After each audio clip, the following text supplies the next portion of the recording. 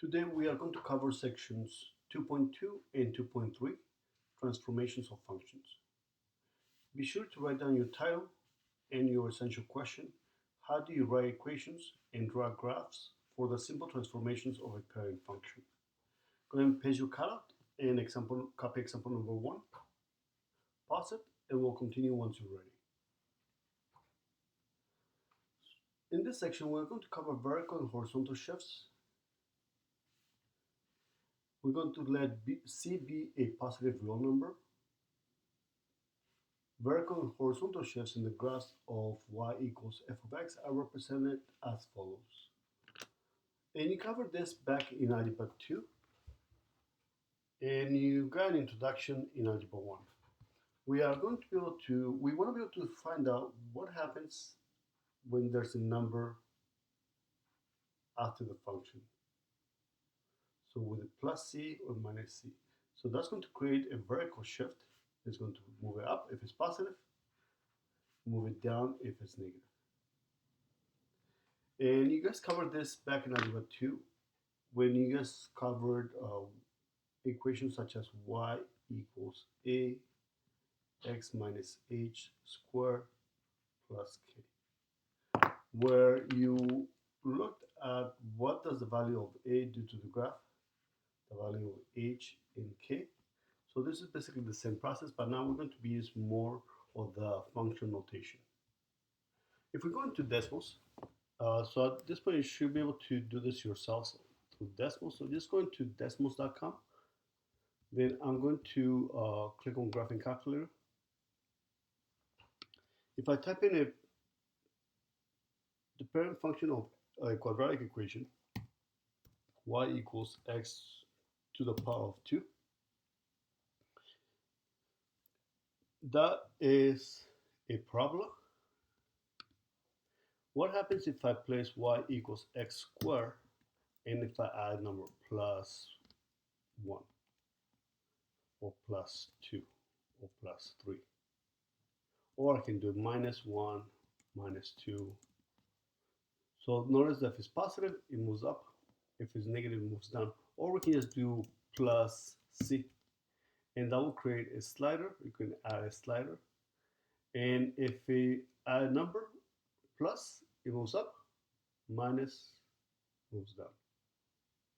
Up and down. So therefore, the value of, if the value is outside, if the number is outside, it's going to move it up or down.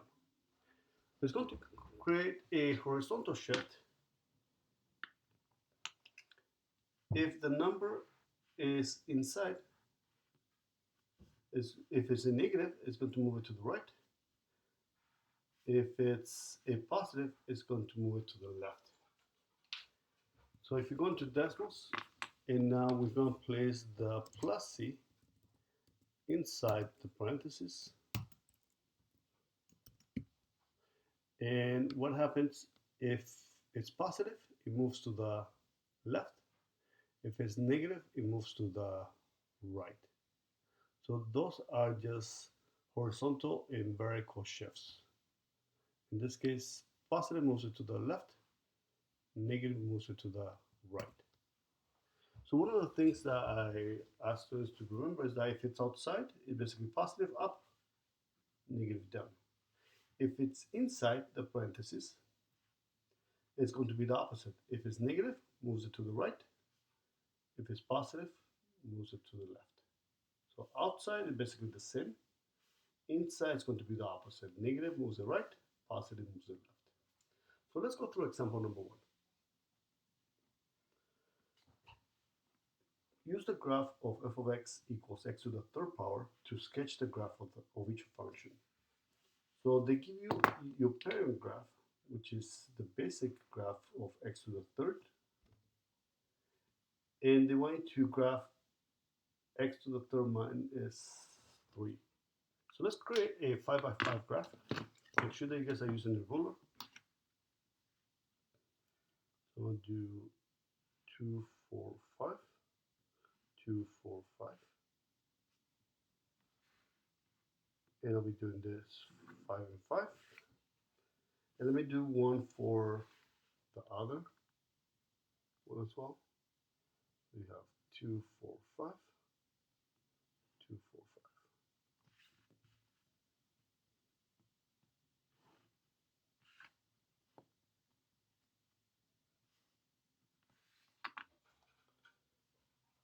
5. And now, first we are going to graph your parent graph, x to the third power. So what does the x to the third power looks like? Correct, it will be 1, 2, 3. So first, plug in a 0 gives you 0. Plug in a 1, 1 to the third power is 1. Plug in a 2, 2 to the third power will be 8. 2, 4, 6, 7, 8. Plug in a 3 will be 27, too high. Plug in a negative 1 gives you a negative 1. Plug in a negative 2 to the third power will be negative 8. 2, 4, 6, 8. So therefore, this is my parent graph.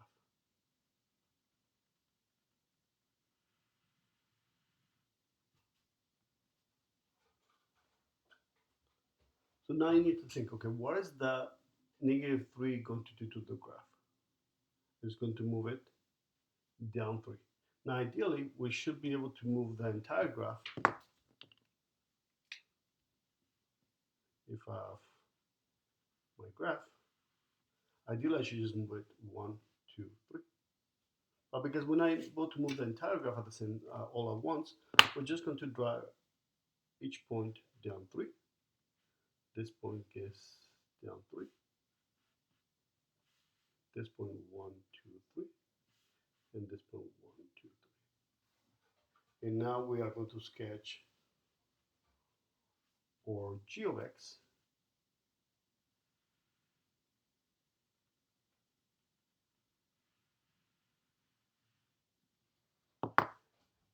And we're going to highlight the parent function in yellow. Let me highlight my g of x. We are going to highlight in orange.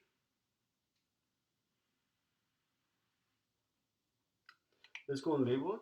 This one is f of x, and this one is g of x. One more thing that we can do is that we can express g of x in terms of f of x. So we have g of x is going to be equal f of x minus 3.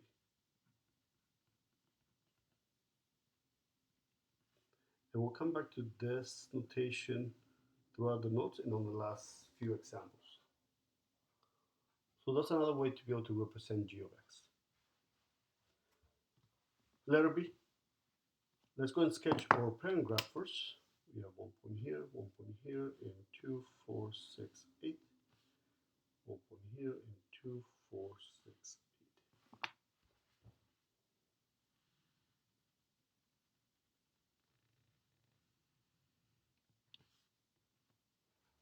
This is our parent graph, f of x. So now graph h of x.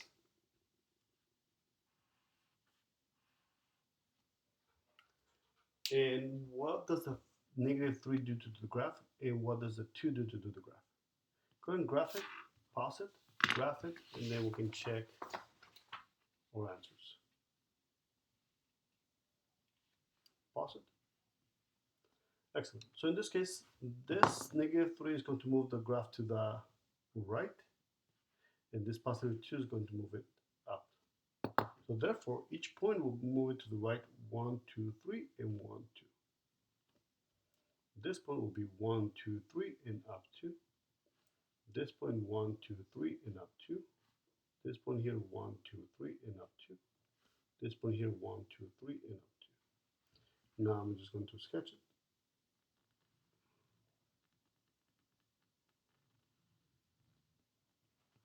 And let me go and highlight it. In this case, I'm going to keep it as green.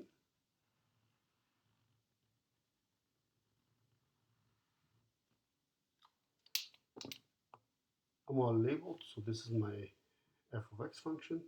This is my g of x function.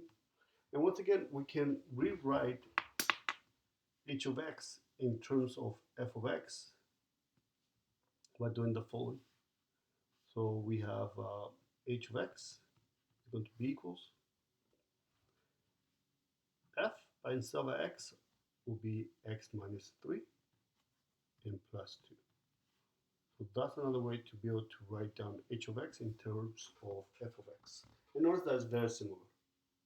The minus 3 goes inside, the plus 2 goes outside.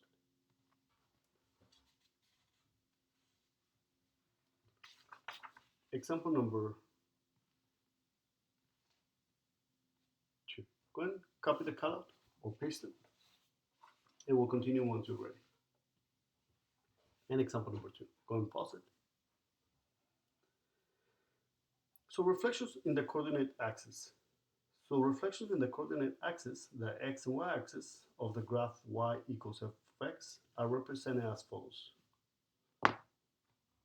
So we have a reflection in the x-axis. That is, if you have a negative on the front, we know that's going to be reflected on the x-axis. If you replace the x with a negative x, it's going to be a reflection on the y-axis.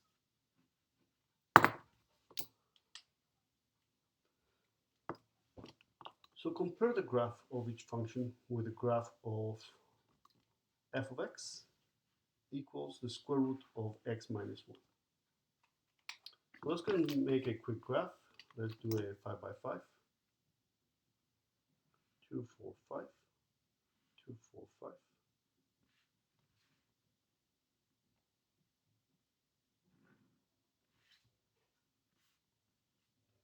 And let's do the same thing for the second graph,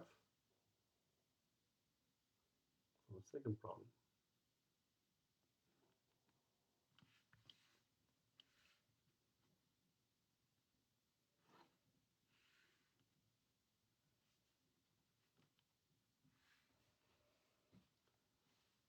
So now the question is, how do you graph this? What does it look like?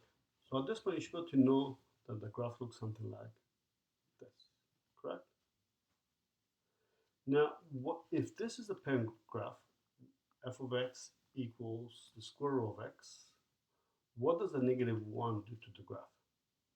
You'll shift it to the right one spot. So it used to be here, so now it's going to be moved to the right.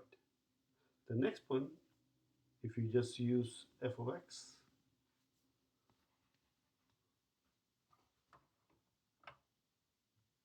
if we just graph f of x equals the square root of x, if I plug in a 0, it gives me 0, but then moves to the right one. If I plug in a 1, it gives me 1, but I'll be moving to the right one. And the next point or value to plug in will be a 4. Plug in a 4, square root of 4 is 2. 4 is 2, but we'll be moving it to the right one. Now this will be my function. So that is f of x.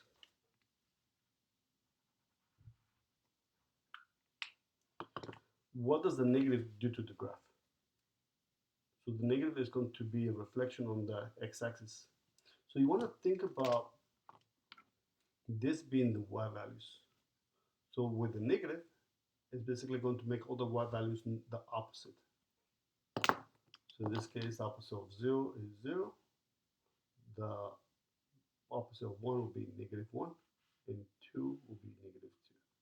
So that's how the reflection on the x-axis.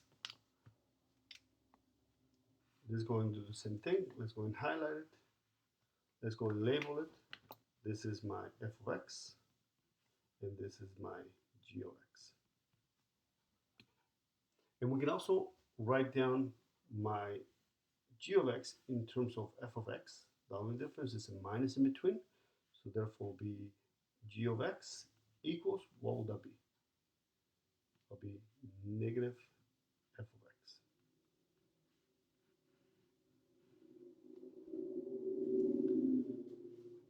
And if we go into decimals and we just type in let's go and type in the parent or the f of x function. To type in square root, you can click on the little keyboard and the square root is here. Or I prefer, instead, I can type in sqrt, it converts into square root, x minus 1. Let me change the color to blue. And now I'm going to type in g of x equals negative square root of x minus 1. And notice that, let me change that to red. So therefore, another way to write down, if I want to write down h of x equals negative f of x, and let me just place as purple, you notice that is the same way to end up with g of x. Both of them are the same. And both of them are a reflection on the x-axis. So now, let's graph the f of x function. This is one here, and 1, 2, 3, 4, up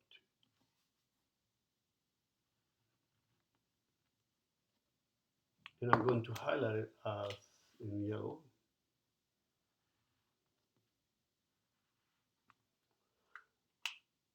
Now, what does the negative do to the graph? That's going to be a reflection on the y-axis. So basically, all the y values will become the opposite. So this is a positive 1 becomes negative 1. This is a positive 2 becomes negative 2. This is 1, 2, 3, 4, 5, 2, 4, 5. And that will be my graph. Let me highlight it in green. Let me label it. This is f of x. This is h of x. And now I can rewrite h of x in terms of f of x. So g of x, h of x.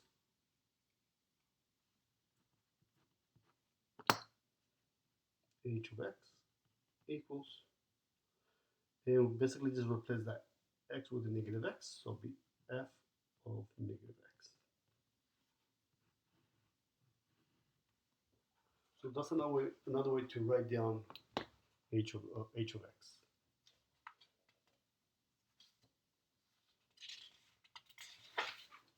Example number 3. Go ahead and paste your cutout. Copy example number 3, and we'll start once you're ready. Go ahead and pause it. In this case, we are covering non-rigid transformations. So non-rigid transformations are those that cause a distortion, a change in the shape of the original graph. So we are going to have a vertical stretch and a vertical shrink. Sometimes before they use the word wider or narrower, we prefer to do a vertical stretch. And if we go into decimals, let's actually go back to the last example. Notice that if we place a negative in here, that reflects it on the y-axis. Right, so that's a reflection on the y-axis for the last example number 2b. But now let's go into decimals and type in just a function f of x, or just f of x equals x to the power of 2. And what we want to do, I want to make this blue on the next line. Let's just call that g of x. And if I type in a 2x to the power of 2, and let me put this as red. So if this is a 2 or a 3 or a 4 or a 5, or let's just place a, or in this case c. Now we want it to be from, we don't want it to be negative. So therefore I'll click on these little numbers, on this little 10, and this comes up. So I'll place it from 0 to 10, that's going to restrict those values. And let's make it to 5. So if it's 1, it's the same. If it's bigger than 1, it's going to be a vertical stretch. If it's smaller than 1, it's going to be a vertical shrink.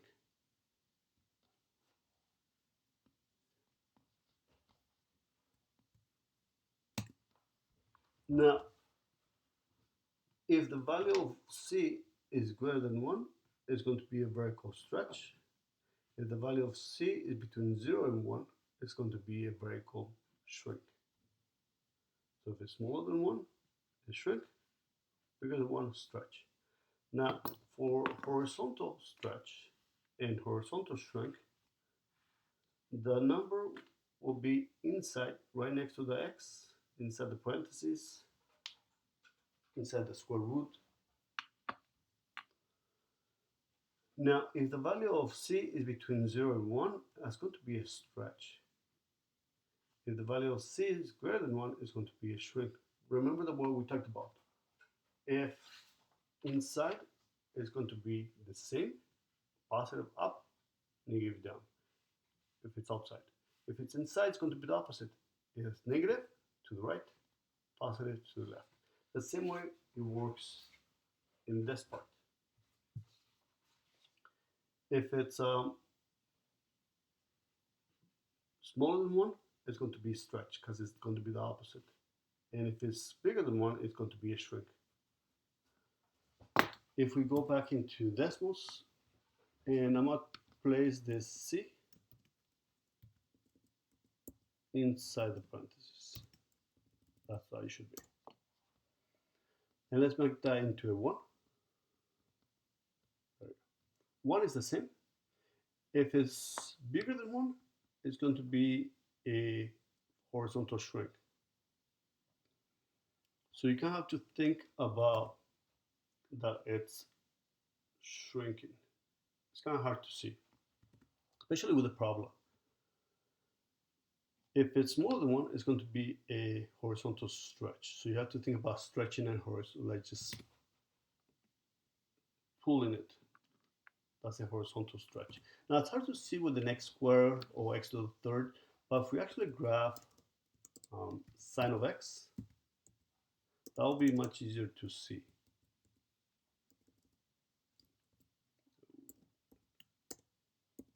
Fucking type in sine of x, and I want to place a c on the front. Now actually, let me just place a c outside. Notice that if it's smaller, it's a vertical shrink. Bigger, you can see a vertical stretch. That you can see. Now, if I place my c inside, and I place this into a 1, 1 is the same. If it's smaller, it's going to be a stretch. And you can see a stretching. Visualize it. Compare the graph of each function with the graph of f of x equals x absolute value of x, which is your parent graph, the most basic graph of an absolute value.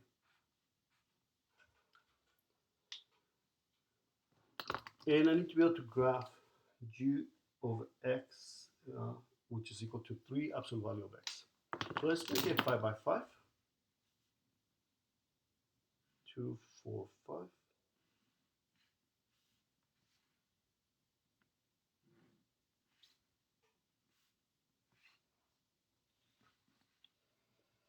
And what is the 3 going to do to the graph?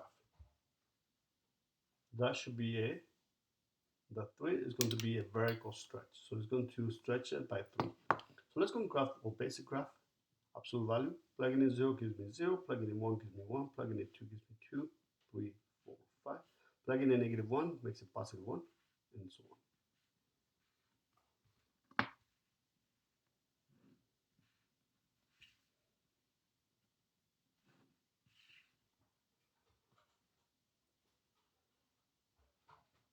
And now g of x, so this is f of x.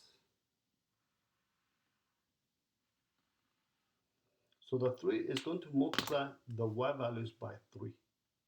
So therefore, this y value is 1 is now going to be 3. this y value is 2 is going to be 4, 6. This y value is 3 will be times 3, 6, 9. Same thing here. 1 multiplied by 3, 2 multiplied by 3, 3 multiplied by 3 gives you 9. So that'll be your new graph, which will be g of x.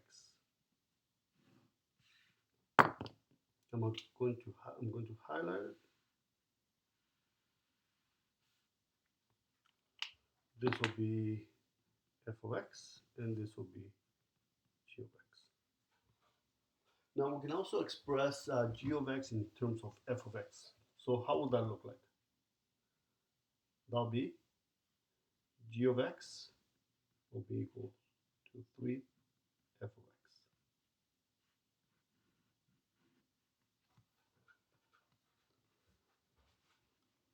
Letter B. Let's make a 5 by 5 graph.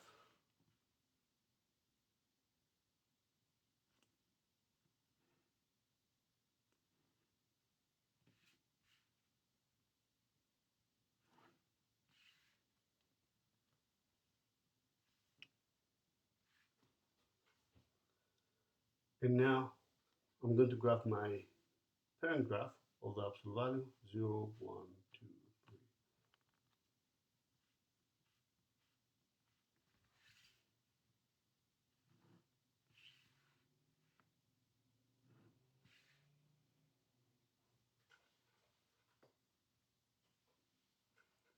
I'm going to highlight it in yellow. And now I need to think, what is the 1/2 going to do to the graph? It's going to be a horizontal stretch. So this is a horizontal stretch.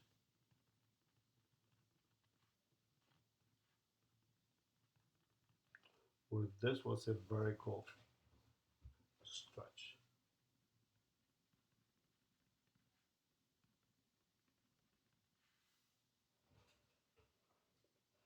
So how does that work? That means that this is going to be stretched by a factor of 1/2. So instead of being 1, it'll be 2. This, the x value is 2, now it's going to be 4. It's going to be stretched out by a factor of 1/2. 3, this will be 6. And same thing on this side. That's -1 becomes -2. This is -2 becomes -4. This is -3 becomes -6, and so on. So this will be our new function.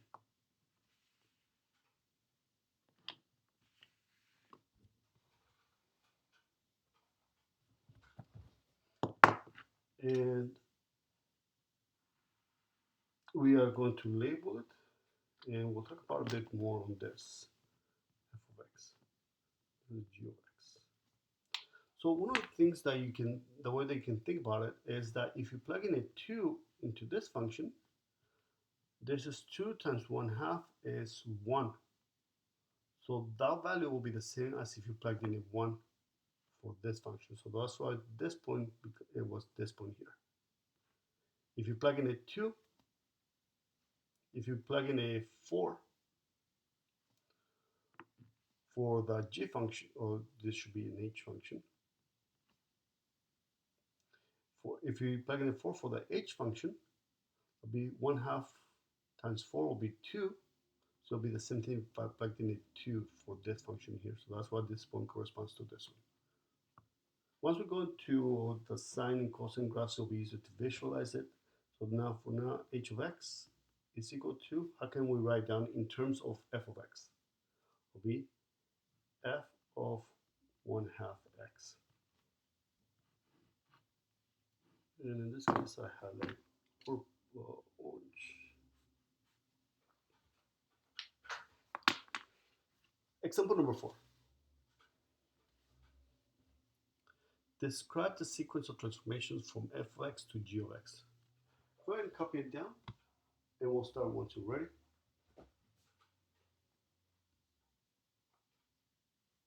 Excellent. So we have f of x and g of x. So this is a parent graph. So how many different translations and transformations do we have? Think about it and see, how many do we have? 1, 2, 3, 4, 5, 6. We have 4. 1 for the negative. There'll be a reflection on the x-axis. The 2 will be a vertical stretch. The 1 is going to shift the graph to the left, and the negative 3 will be shifting it down 3. So let's write that down. The first one will be a vertical reflection on the x-axis, or just a reflection on x-axis. The 2 is going to be a vertical stretch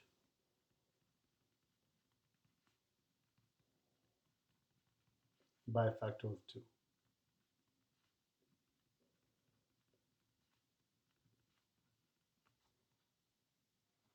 The 1 is going to be shifts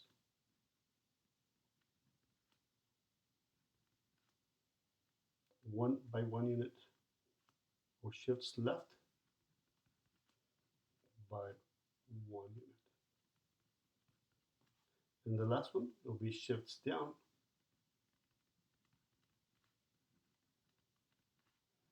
by 3 units.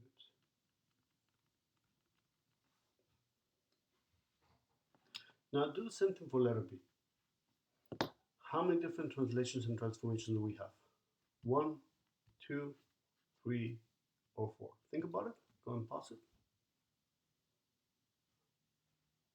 You got it? How many do we have? We also have 4. 1 the negative, that's going to be a reflection on the x-axis. The 1/2 will be a vertical shrink. The 3 is going to be a horizontal shrink again. Remember, that's the opposite. If it knows a 3 bigger than 1, it's going to be a shrink. And the negative 4 is going to be shifted down 4. So let's write them down. Reflection on the x-axis.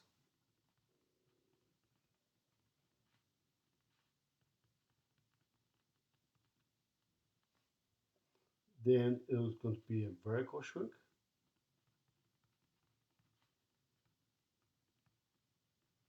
By a factor of 1/2. It will be a horizontal shrink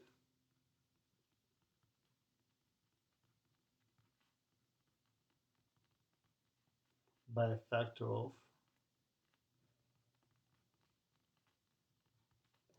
3. So even though it's going to be a shrink, we also say a factor of 3.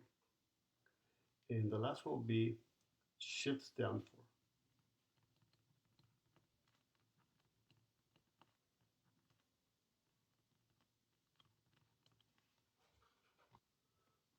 Example number 5. They give you a function f of x equals x plus 1 squared minus 2, and they graph it for you. So your vertex is -1, -2, -1, -2 is graphed for you. A value is 1, which matches. And they ask you to graph g of x, which is f of x plus 4. So notice that we covered this notation back on example number 1, but now we're going to do the opposite. Where this used to be your final answer, now we are going to make a change on this graph. So you need to decide, what does a plus 4 do to the graph? The plus 4 is going to shift it up 4 spaces. Now, ideally, we would like to be able to shift the entire graph all at once. Correct? Ideally, if we can do this, we just shift it 1, 2, 3, 4, but we can't. So what we're going to do, we're going to shift each of the points separately and then connect them afterwards. So therefore, this point is -1, -2, and we're going to shift it up 4, 1, 2, 3, 4. This point is 0, -1, and 1, 2, 3, 4. -2, -1, and 1, 2, 3, 4. And now we can connect all 3 points, keeping it the same shape, and that'll be my new graph. But now I need to be able to come up with a new equation. And we don't want to come up with a new equation from the graph. We want to be able to deal with the algebraic aspect. So we need to be able to do it algebraically and graphically and make that connection. So what I'm going to do, I'm going to write down my function x plus 1 squared minus 2. And there's a plus 4 outside, so therefore I'm just going to add plus 4. So it works very nicely. It works pretty straightforward. We're going to call that your new function g of x is equal x plus 1 squared plus 2. And if we did it correctly, then it should match our new graph. Your vertex is negative 1 and positive 2. Negative 1 and positive 2 matches. Your a value is 1 and that matches as well. So therefore that is correct. Letter B. What does the negative 3 do to the graph? The negative 3 is going to shift it to the right 3 spaces. So therefore, this point is to be here, negative 1, negative 2, will be shifted to the right 3. 1, 2, 3. This point here, to the right 1, 2, 3. That point here, shifted to the right 3. And now we can make our shape. We're just going to make a problem, trying to keep it the same shape as before, because it only got shifted. The shape remained the same. And now I'm going to come up with a new equation. I'm going to write down my function. There's a minus 3 inside, so therefore will be a minus 3 inside as well. So therefore there'll be h of x equals x1 minus 3 will give me negative 2 squared minus 2. And if I did it correctly, then it should match my graph. My vertex is 2, negative 2, and 2, negative 2, perfect. My value is 1, and it still matches. We're going to come back to letter C in a few minutes. We're going to continue with example number 6, A and B, and we'll do C for both. So try example number 6, A and B. What does the 1 do to the graph? And how about the negative 3? And we'll work on letter C together. Go and pause it, work on A and B, write down your equations, and then we'll check. Pause it. Excellent. So at this point, they give you the function f of x equals 4 square root of x plus 3 minus 2.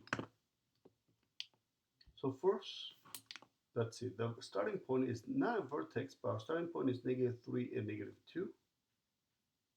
And your a value is 4, and that matches. So what does the plus 1 do to the graph? The plus 1 is going to shift it to the left 1 space.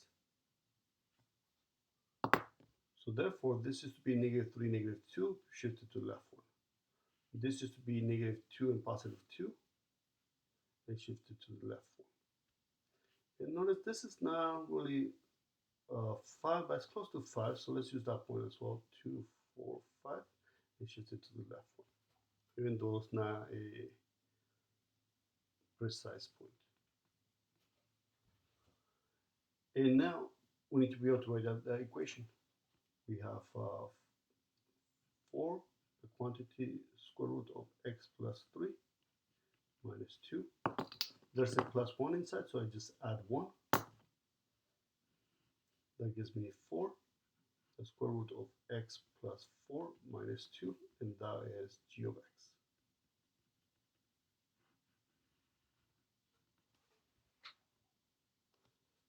How about the negative 3? The negative 3 is going to shift it down 3.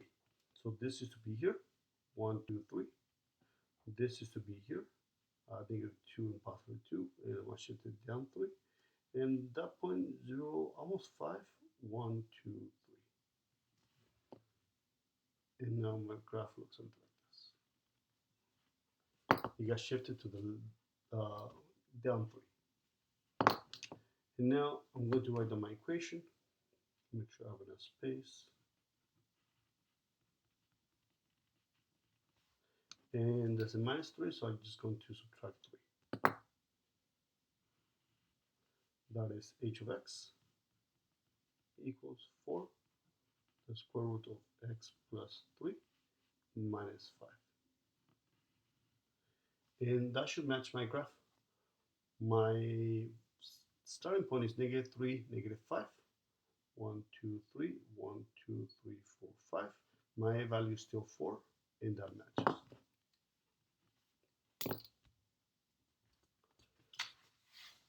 Example number 5.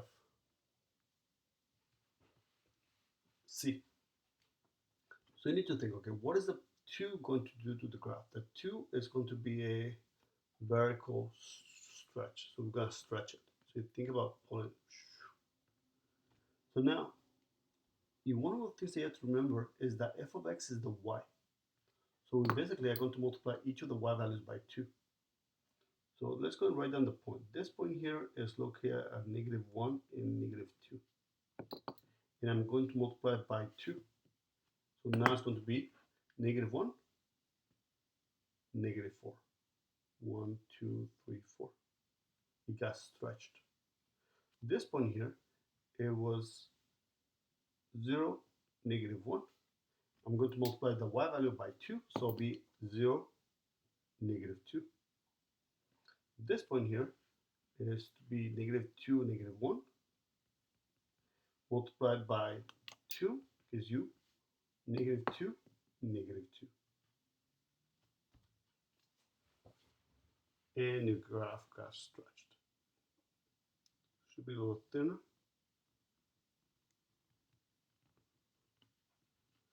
And now I'm going to write down my equation. So I'm going to write down my x plus 1 squared minus 2.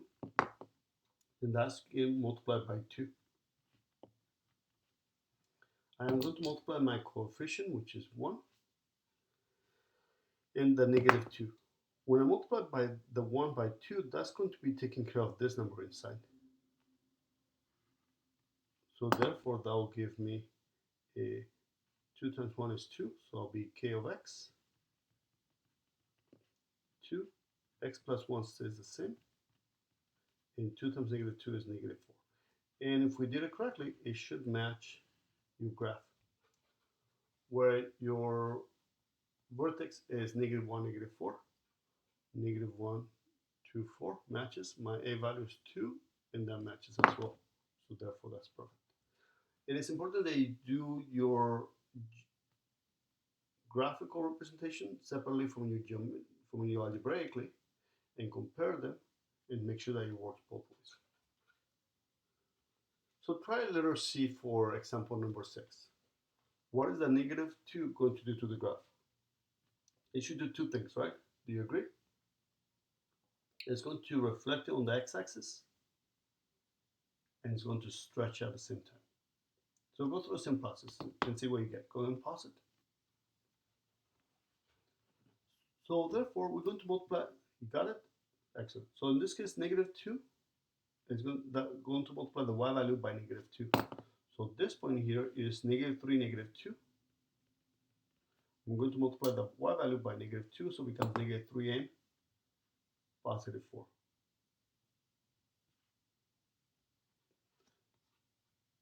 This point here was negative 2 and positive 2.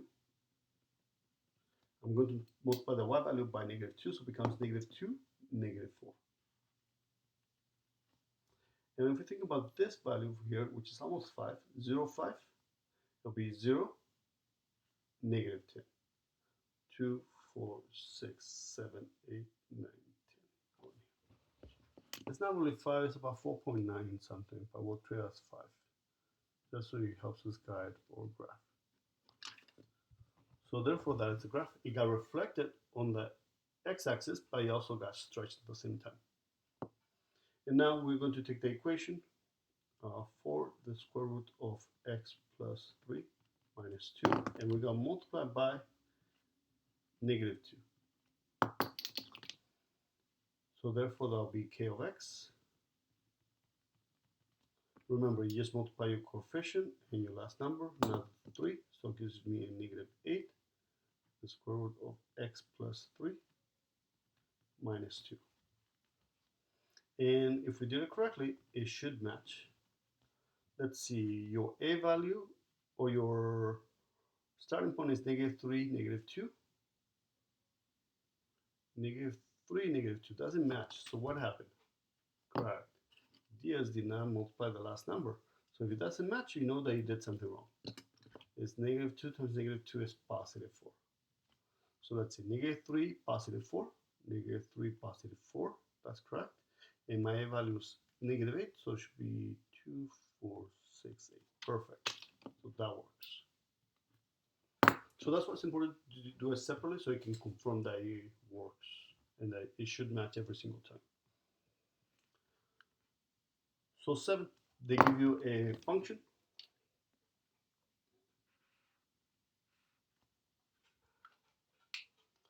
First, what is the +1 going to do to the graph? It's going to shift it to the left one. So try to see what you get and we can confirm. We can check your answers. So therefore, we're going to shift it to the left one. So that becomes this point here, correct? And then the other two points are here and here. And let me use my ruler to make a nice graph. My equation, I'm going to add 1 to the inside. So therefore, that'll be g of x equals 2 absolute value of x minus 2 plus 1. And it should still match. My vertex is 2, +1, and it's there. How about the negative? What is the negative going to do to the graph? The negative is going to be a reflection on the x-axis. Remember, the y, f of x is the y, so we're going to multiply each of the y values by negative. So this point is 1, 3, so it becomes 1, -3. This point here is 2, 3, so it becomes 2, -3. This one is 2, 4, up 3, so it becomes 2, 4, down 3. So basically it just got reflected on the x-axis. And now we're going to write the equation. And we have 2 absolute value of x minus 3 plus 1. And we're going to multiply it by negative. So it becomes h of x -2. X minus 3 stays the same. And negative times 1 becomes -1. And if we did it correctly, it should match my answer. My vertex is 3, -1. 3, -1, perfect. My a value is now -2, and it matches. How about for letter C? Try it, see what you get, and we can compare our answers. What is the negative going to do to the graph? It's going to be a reflection on the y-axis.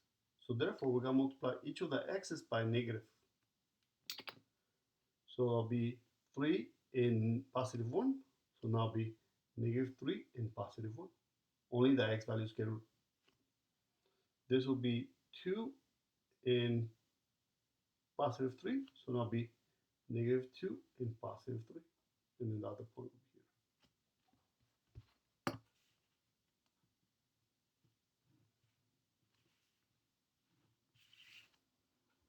And now we need to be able to write down the equation. We're going to replace that negative, the x, with a negative x.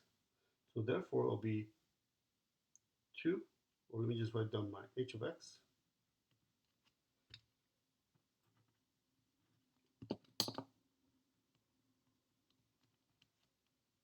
It'll be 2. Instead of the x will be a negative x minus 3 plus 1. And some of you will say, hold on, this, my vertex is -3 and 1. Well, not really, because we have a negative in here. So let's go and factor a -1 from those two. I'll factor a negative from both of them. I'll just factor a -1 or negative. So x minus plus 3, I set my absolute value plus 1 in my 2 here. Now, what's the absolute value of negative? It's positive. So therefore, this can be written down as 2, absolute value of x plus 3 plus 1. And now my vertex is negative 3, positive 1, and it matches. And we'll be doing this again on the next lesson. So h of x, so you want to keep that in mind and recall it how we did it, so you can do it on the next lesson, the same process. So now it matches, and now it's correct.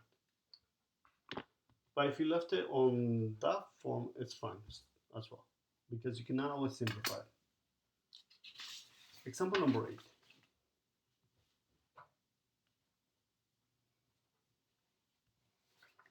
So now they give you f of x, where my vertex is 4, negative 2. 1, 2, 3, 4, negative 2. My value is 4. And so they give you the function and they graph it for you. And they're asking you to graph g of x, which is 1/2 f of x plus 3 plus 2. So how many different translations and transformations do we have?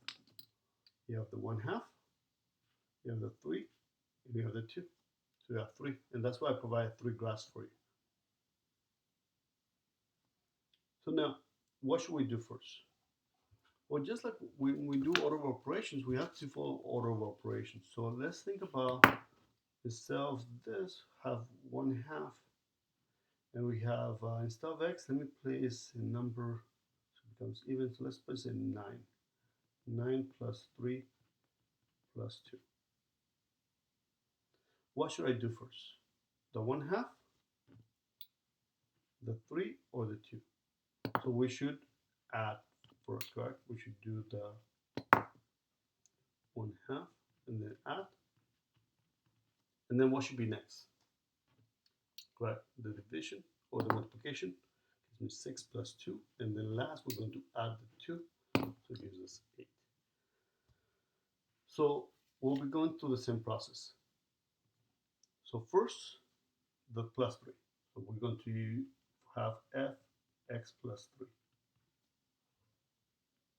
Then the 1/2. 1/2 f of x plus 3. And last will be the 2. So it'll be 1/2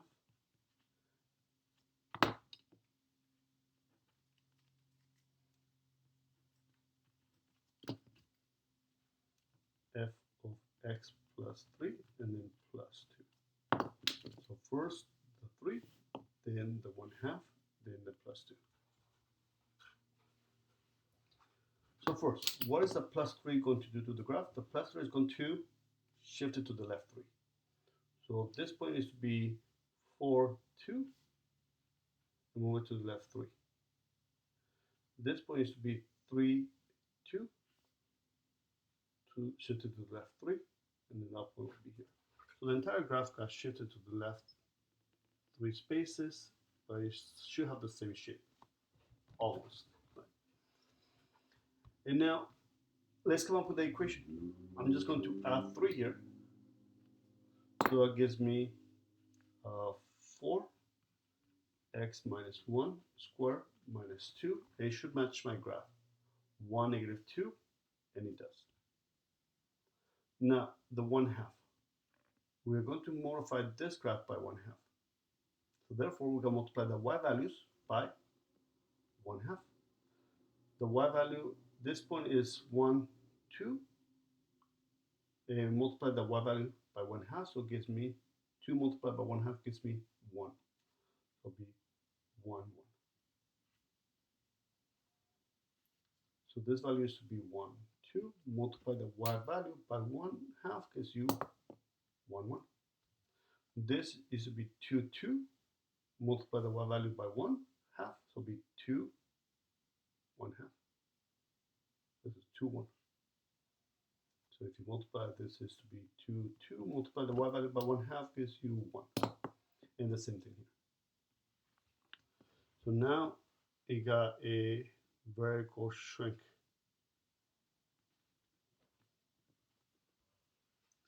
And now we're going to move, well, let's come up with the equation. We're going to multiply this by 1/2. So it gives me 2. X minus 1 squared multiplied by 1/2 gives me -1. And it should match 1, -1, 1, -1. And my A value is 2, so it still matches. And for the last one, we're going to shift it up to. So this point needs to be here, and 1, 2. This point needs to be here, and 1, 2. And the other point. So therefore, that is my new function. Let's come up with the equation, and then we'll check on decimal just to confirm. We're going to add 2 to this number.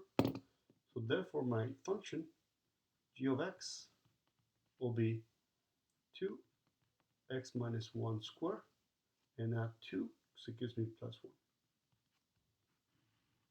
And it should match. My vertex is 1, 1, which it is. My A value is 2. Now, if we go into decimals, and I type in my first function, f of x equals 4. You can also do this on the graphing calculator, but sometimes decimals is a little faster. To power 2 minus 2. And that's not uppercase, should be lowercase. There you go. And I'm going to type in g of x. First, I'm going to type in as what they give me, 1/2 f of x plus 3 plus 2. And I'm going to type in what I got.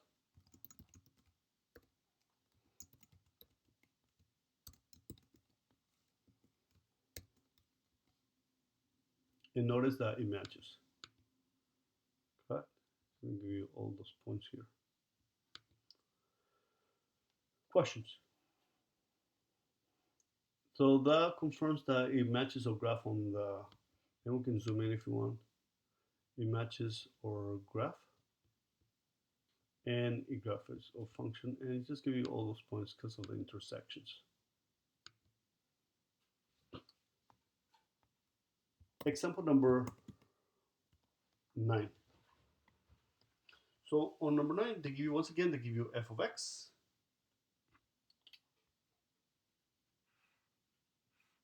They graph it for you. So my vertex is 2, positive 1. My value is 1, so it does match. You need to be able to come up with the function of g of x equals 3 times f of x minus 1 minus 2. Notice all the brackets. So what should I do first? Go ahead and think about it, pause it. What should be your 3 steps? So first should be the -1, correct? Then, because of the brackets, we have to take out the -2, and then last will be the 3. Go and try it, pause it, and then we can check afterwards. Work on all 3, and I need the equations below. Pause it. Excellent. So first, I'm going to take care of the f of x minus 1. So therefore, I'm just going to shift it to the right one space. So this is to be here, not here. And then the other 2 will be here.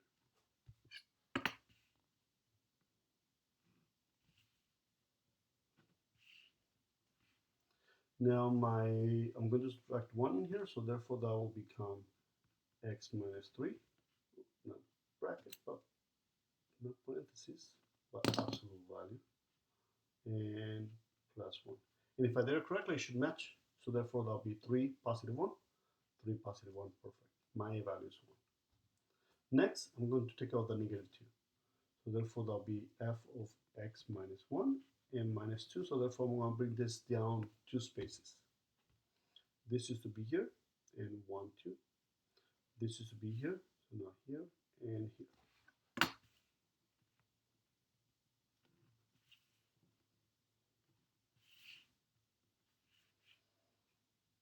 And now my equation, I'm going to subtract 2 from here.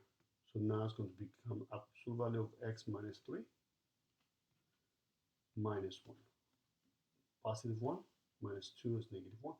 And it should match. 3, -1 is my vertex, 3, -1 is my vertex, and my value is still 1. And the last, we're going to multiply by 3. So now it's going to be 3, bracket, f of x minus 1 minus 2. So each of the y values get multiplied by 3. This is negative 1, so now it's going to be negative 3. This is 0. 0 times 3 is 0. This is 0 for the y value, so now 0. So now each of the y values get multiplied by 3. And I'm going to multiply the coefficient by 3. So now it's going to be 3, absolute value of x minus 3. And let me multiply this by 3 as well. And that'll be g of x.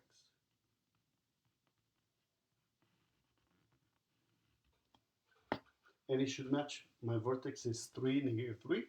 Matches. My a value is 3. So therefore that is correct. And for the last one, they give you f of x.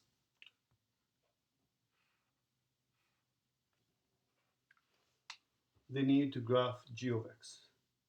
Notice that this is 1, negative 1, negative 2, negative 1, negative 3. So let's fix this. That should be a 3. And my a value is 1. So now that is correct. So that matches your graph. And how many different transition transformations we have? We have 3 once again. Let's take care of the negative 2.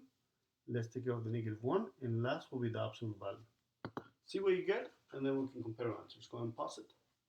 And make sure that you change that to a 3. Excellent.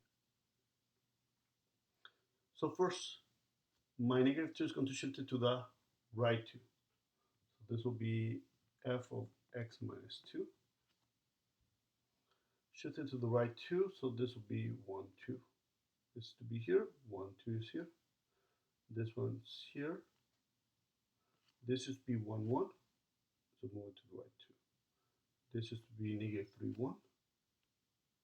Shift to the right 2. This one gets shifted to the right 1, 2. That one gets shifted to the right 2. So now it's the same shape, you just got shifted to the right 2 spaces. Let's write down the equation. We're going to subtract 2.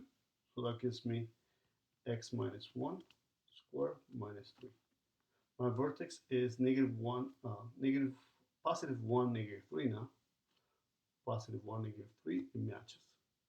Next will be the minus 1. It will be f of x minus 2 minus 1. So now we're going to shift it down 1. And everything gets shifted down 1, so it makes it easier.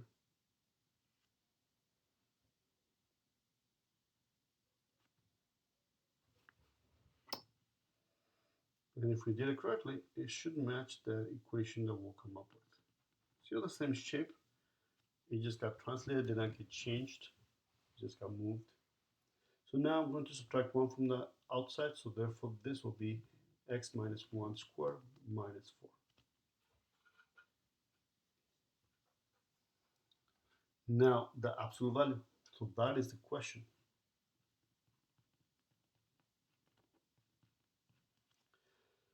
What does absolute value do to the graph? What is an absolute value? Absolute value will make all the negatives into a positive. So therefore, if we have all those values that are negative, all those values will become positive. So if we overlap it, all those, the absolute value means that all those negative become positive. So that's going to be your new graph, the one in red. So therefore, this point stays the same. That point is 3, 0, stays the same. And this part of the graph is exactly the same. This part of the graph is exactly the same. This used to be a 0, negative 3. Now it's going to be 0, positive 3. This used to be 1, negative 4. So this will be 1, positive 4. 2, negative 3. So it'll be 2, positive 3. And now it's going to be, that'll be the new graph. But to write in the equation, we're going to say g of x. And we're just going to take the absolute value of x minus 1 squared minus 4. We can simplify. And we can actually confirm on decimals. Let's type in the matches. Now this will be